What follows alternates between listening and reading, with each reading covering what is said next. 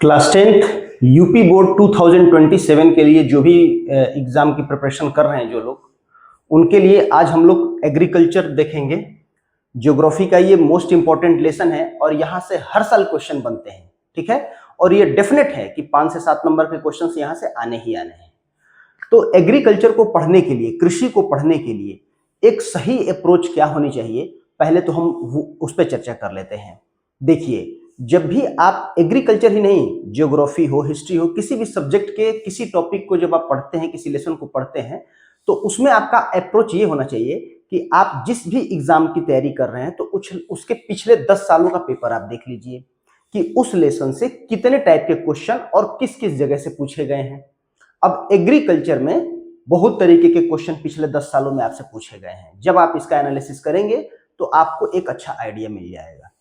आज मैं एग्रीकल्चर जो पढ़ाने वाला हूं, तो बेसिकली एग्रीकल्चर किसके ऊपर कृषि किसके ऊपर की जाती है, फसलें किसके ऊपर उगाई जाती है, मृदा के ऊपर। आज हम लोग मृदा के बारे में जानेंगे थोड़ा सा, क्योंकि इसमें मृदा के बारे में दिया नहीं गया है, लेकिन चूंकि जब हम किसी चीज का अध्ययन कर रहे होते हैं तो उसकी संपूर्ण नॉलेज रखना हमें बहुत जरूरी होता है। तो जब भी कोई कृषि करेंगे तो कृषि खास प्रकार के क्षेत्रों में होती है। किसी, जैसे देखिए, पर्टिकुलरली किसी विशेष प्रकार की फसल की कृषि किसी विशेष प्रकार के एरिया में होती है। जैसे आप देखिए, नारियल की खेती अगर आपको करना है तो आपको केरल जाना होगा, आप जम्मू कश्मीर में नहीं कर पाएंगे। सीबकथॉर्न उगाना है, अगर आपको उसका प्रोडक्शन करना है तो आपको जम्मू कश्मीर जाना पड़ेगा, आप मध्य प्रदेश में नहीं उगा सकते। तो वहां क्या है, ये कहने का मतलब ये है कि कैसी मृदा है और कैसा क्लाइमेट है, ये जानना जरूरी है। तो एग्रीकल्चर में, कृषि में हम लोग पहले कृषि को नहीं पढ़ेंगे, पहले हम ये जानेंगे कि हम मृदा, किस प्रकार की मृदा होती है और मृदा किस तरीके से बनती है और कौन कौन सी मृदा भारत के किन किन क्षेत्रों में पाई जाती है। और फिर हम जान पाएंगे कि उन क्षेत्रों में किस चीज की फसलें ज्यादा अच्छी होती होंगी। जैसे एक मैं एग्जांपल बताता हूं, आपने देखा होगा कि अक्सर पंजाब और उत्तर प्रदेश चावल के प्रोडक्शन में और गेहूं के उत्पादन में, प्रोडक्शन में, दरअसल हम लोग इंग्लिश मीडियम के क्लासेस करते हैं तो इसलिए बार बार इंग्लिश शब्द आ जा रहे हैं मेरे मुंह पे, तो थोड़ा आप इसका ध्यान रखिएगा।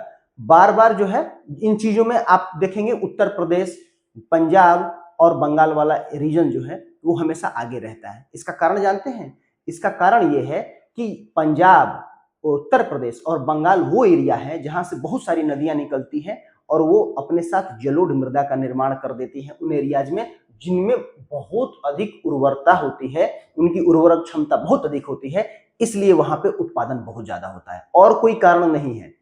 तो इसलिए हम एग्रीकल्चर को तब अच्छे से समझ पाएंगे, जान पाएंगे, जब हम ये जान लें कि मृदा किस प्रकार की कहां पाई जाती है, ठीक है। और इसका बहुत बड़ा वीडियो मैं नहीं बनाऊंगा, 15 से 20 मिनट में मैं सब चीज क्लियर कर दूंगा, ठीक है। खासतौर से मैं आज चर्चा करने जा रहा हूं एग्रीकल्चर में आप लोगों को मैं एलुवियल सॉइल अर्थात जलोढ़ मृदा के बारे में, कि जलोढ़ मृदा हम लोगों की तरफ कहां कहां पाई जाती है। आइए, जलोढ़ मृदा के बारे में मैंने कुछ यहाँ जो है एग्जाम्पल्स भी रखे हैं, तो इसको जो है मैं हटा देता हूं और मैं एक नया पेज ले लेता हूं, इसके बारे में मैं बताता हूं। देखिए, आप ध्यान से देखिए, एक ही बार में आपको समझ में आ जाएगा कि किस तरीके के रीजन्स में, किन किन क्षेत्रों में मृदा अच्छी पाई जाती है, कहाँ की मृदा अच्छी नहीं है तो वहां प्रोडक्शन इसका अच्छा नहीं होगा, किन फसलों का प्रोडक्शन कहाँ होता है, ये सब जान जाएंगे। देखिए, ये आप देखेंगे, इंडिया का जो मैप देखेंगे, अभी हाथ से मैं बना रहा हूं, अब ये देखते चलिए। जब आप इस तरीके से, ये देखिए, इस तरीके से जो इंडिया का हमारा मैप है, इसमें आपने देखा होगा कि नॉर्थ इंडिया का जो हिस्सा है, ये देखिए, ये नॉर्थ इंडिया, ये देखिए, ये टोटल नॉर्थ इंडिया का हिस्सा है, ठीक है ना।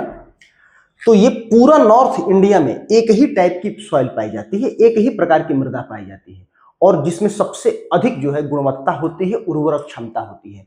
इसे हम जलोढ़ मृदा के नाम से जानते हैं, जलोढ़ मृदा, जलोढ़ मृदा। अब जैसा कि मैंने बताया, जलोढ़ मृदा के बारे में आपकी बुक में दिया नहीं गया है, लेकिन ये जानना जरूरी है, क्योंकि जब ये जान जाएंगे तो आप समझ पाएंगे कि चावल की खेती कहां ज्यादा होती होगी। अब बताइए, मैं एक ऑप्शन देता हूं आपको, आपसे मैं पूछूं कि चावल की खेती कहाँ ज्यादा होगी, उड़ीसा में, तमिलनाडु में, केरल में या पंजाब में? तो जब ये जानते रहेंगे कि चावल की कृषि केवल जलोढ़ मृदा में बहुत अच्छी होती है, तो आप तुरंत अंदाजा लगा लेंगे कि जलोढ़ मृदा कहाँ पाई जाती है और उसको तुरंत राज्य बता देंगे। अभी मैं भी बता रहा हूं, इसके बाद सब डाउट क्लियर हो जाएगा। आप पेशेंस रखिए, 1 मिनट देखिए। जैसे ये देखिए, ये एरिया है ना, तो जलोढ़ मृदा का निर्माण जो होता है नदियों के द्वारा किया जाता है। जब नदियां ऊपर से मतलब माउंटेन एरिया से जब निकलती हैं ग्लेशियर के पिघलने से, तो वहां से जब नीचे की तरफ गिरती हैं, तो वो अपने साथ जो चट्टानें होती हैं ना, उनसे टकरा कर गिरती हैं और नीचे आती हैं। तो उनको वो तोड़ती जाती हैं और वो छोटे टुकड़ों में बदलते जाते हैं नीचे आते समय, और वो उन बारीक बारीक चूर्ण में भी बदलते हैं धीरे धीरे। और हजारों वर्ष प्रक्रिया के बाद, ये 1-2 दिन की प्रक्रिया नहीं है, हजारों लाखों वर्ष की प्रक्रिया के बाद वो जो चट्टान है एक दिन मिट्टी का रूप ले लेते हैं। तो इस तरीके से जलोढ़ मृदा का निर्माण होता है। जब नदी किसी खास एरिया में गुजर रही है, किसी खास क्षेत्र से जा रही है, तो जो निचले स्तर की जमीनें हैं, ऐसी जमीनें, ऐसे क्षेत्र जिनकी हाइट कम है, उन एरिया से ही वो जाएगी। तो जब वो जाती है तो हर वर्ष देखते हैं हमारे यहाँ फ्लड आता है, बाढ़ आता है। तो बाढ़ जब आते हैं तो उसमें मृदा भी जो है घुल जाती है, क्योंकि कहीं ना कहीं से वो मिट्टी का इरोजन करती है, एक जगह से मिट्टी का कटाव करती है और दूसरी जगह ले जाके वो डिपोजिट करती है, मतलब उसे छोड़ देती है, उसकी सतह को वहां पे ले जाके जमा करती है। एक जगह से मृदा काटती है, एक जगह जमा करती है। तो अब जैसे कहीं किसी गांव में कभी कभी आप सुनते होंगे कटान, तो कटान में क्या होता है, मिट्टी कटी और ले जाकर के वो कहीं दूसरी जगह जमा कर रही है। जहां पानी ठहराव होता है वहां मृदा जमने लगती है। तो जब भी बाढ़ जो है जिस रास्ते से गुजरता है, तो उस आसपास के एरिया में एक नई मृदा की ऊपर परत जम जाती है, और यही जलोढ़ मृदा होती है। नई जलोढ़ मृदा को हम खादर के नाम से जानते हैं, और इसमें बहुत अधिक उर्वरक क्षमता होती है। ठीक है, तो जब जहां भी अगर आप जलोढ़ मृदा देखेंगे, वो उनका निर्माण केवल और केवल नदियों के द्वारा होता है, एक जगह से मिट्टी काट करके दूसरी जगह ले जाकर जमा करने से। ठीक है, अब जलोढ़ मृदा 2 प्रकार की होती है, आप लोगों ने सुना भी होगा। एक होती है खादर मृदा और एक होती है बांगर मृदा। तो खादर मृदा कौन है, जो जिस रास्ते से बार बार बाढ़ जो है हर वर्ष आ रही है, जा रही है, तो वो वहां जो है मिट्टी की नई परतें पड़ती रहेंगी, पानी में जो घुल करके मिट्टी जा रहा है वो जमता रहेगा उस पे। ये इसे हम खादर मृदा कहते हैं। जलोढ़ का एक प्रकार है खादर मृदा, और इसमें उर्वरक क्षमता बहुत अधिक होती है। जबकि अगर बांगर किसे कहते हैं, तो जिन एरियाज में, मान लीजिए इस एरियाज में आज से 100 सालों से 200 सालों से नदियां बह रही हैं, तो उसमें अगर थोड़ी थोड़ी मिट्टी की लेयर पड़ती रहे, तो एरिया जो होगा वो आसपास के मृदा वाले क्षेत्रों से ऊंचा हो जाएगा, हाइट उसकी ज्यादा हो जाएगी। तो जब हाइट ज्यादा हो जाएगी, तो उस एरिया से फिर नदी जाना बंद कर देगी। अब वो जिधर डाउन वाला एरिया है, खाल वाला एरिया है, गहराई वाली एरिया है, उधर वो जाना शुरू करेगी। जब उस साइड वो जाएगी, तो अब मार्ग टूट गया उसका, दूसरे मार्ग को उसने पकड़ लिया।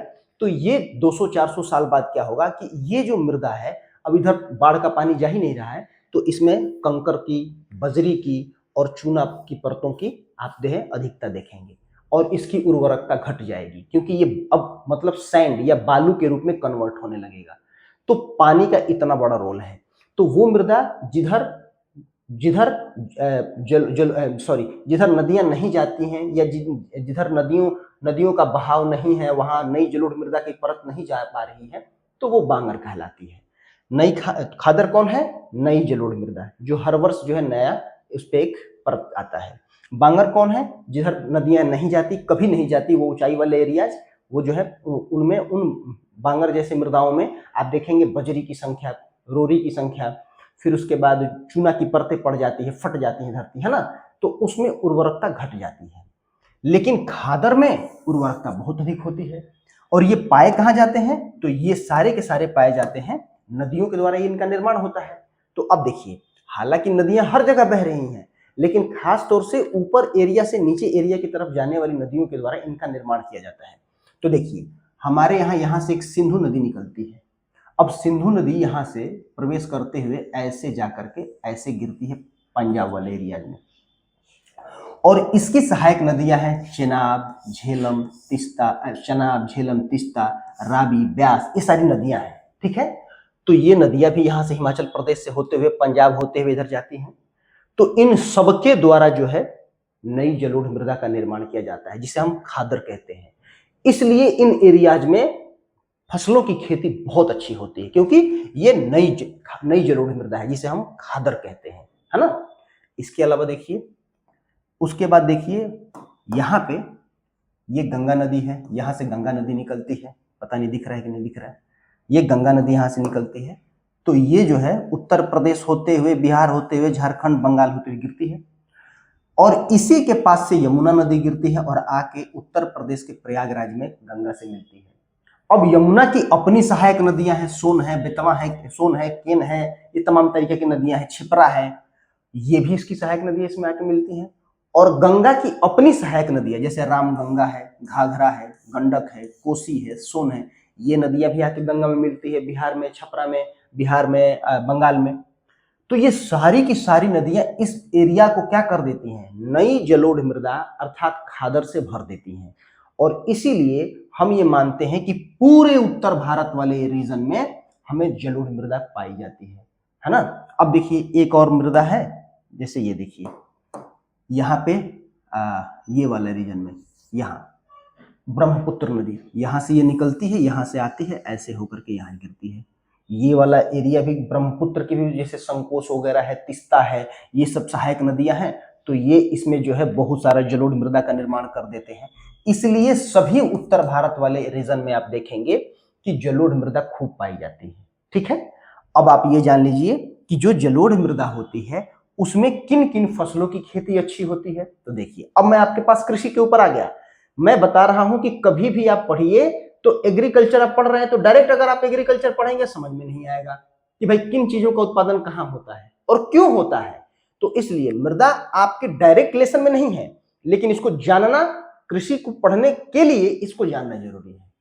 तो अब देखिए कि इसमें क्या क्या होता है। तो देखिए, इसमें रबी क्रॉप, रबी की फसल और खरीफ की फसल, दोनों फसलें इसमें बहुत अच्छी होती हैं। रबी की फसल में क्या आता है, रबी की फसल में आता है गेहूं, गेहूं की कृषि इसमें होती है। खरीफ की फसल में आता है चावल, चावल की खेती इसमें बहुत अच्छी होती है।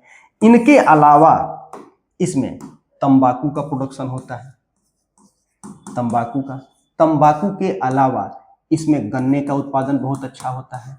गन्ने के अलावा जूट का इसमें उत्पादन होता है, जूट के अलावा कपास का उसमें उत्पादन होता है। ठीक है, इन एरियाज में बहुत अच्छा होता है। अब दो चार और बातें, बस थोड़ी देर।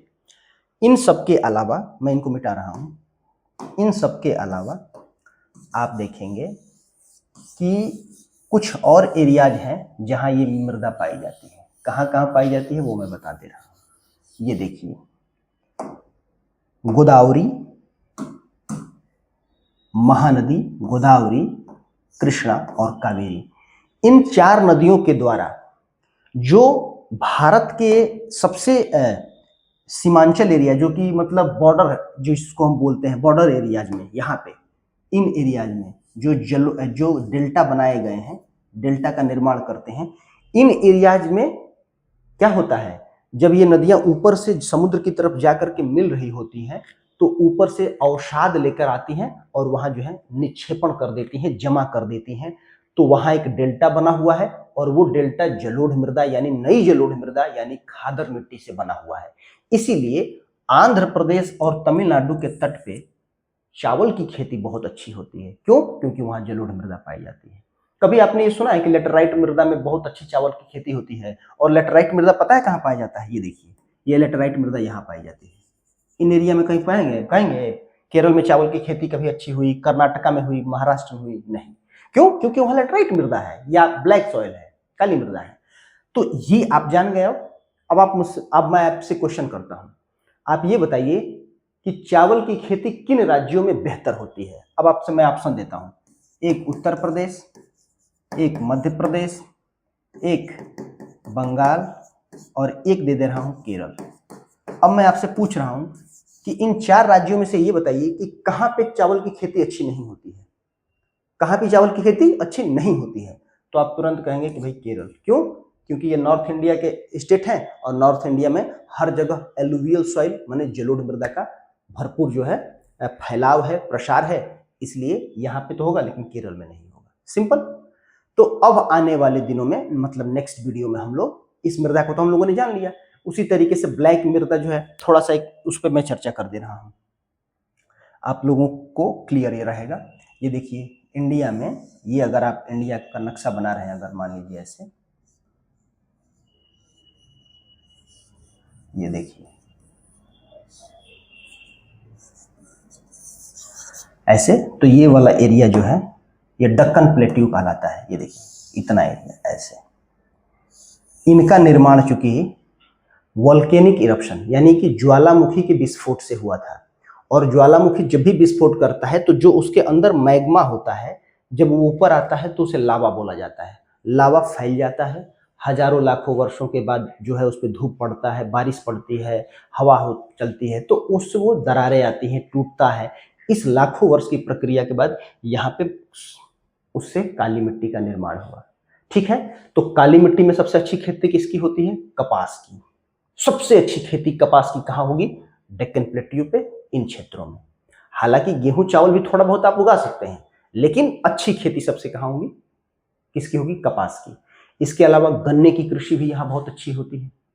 तो इस तरीके से आप चीजों को जाने रहेंगे तो आपके लिए ये रहेगा कि आप इससे अंदाजा लगा लेंगे। आपको याद नहीं रहेगा कि भाई कौन सा प्रोडक्शन कहाँ अच्छा होता है किस फसल का, लेकिन आपको ये अंदाजा रहेगा कि भाई कौन सी मिट्टी कहाँ है, तो किस मिट्टी में किस टाइप की फसल होती है, तो आप उसको तुरंत बता लेंगे।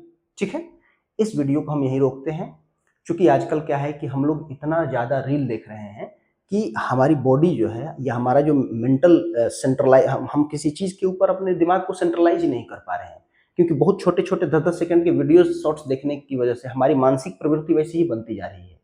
इसलिए आज के समय में एक लंबा वीडियो बना देना स्टूडेंटों के लिए बहुत बोरिंग हो जाएगा और वो कभी उस वीडियो को पूरा नहीं देख पाएंगे, और नहीं देखेंगे तो कोई लाभ नहीं मिल पाएगा आपको। नेक्स्ट वीडियो में हम लोग छोटे छोटे वीडियो में इस छोटे से टॉपिक को, एग्रीकल्चर को सीधे पढ़ेंगे।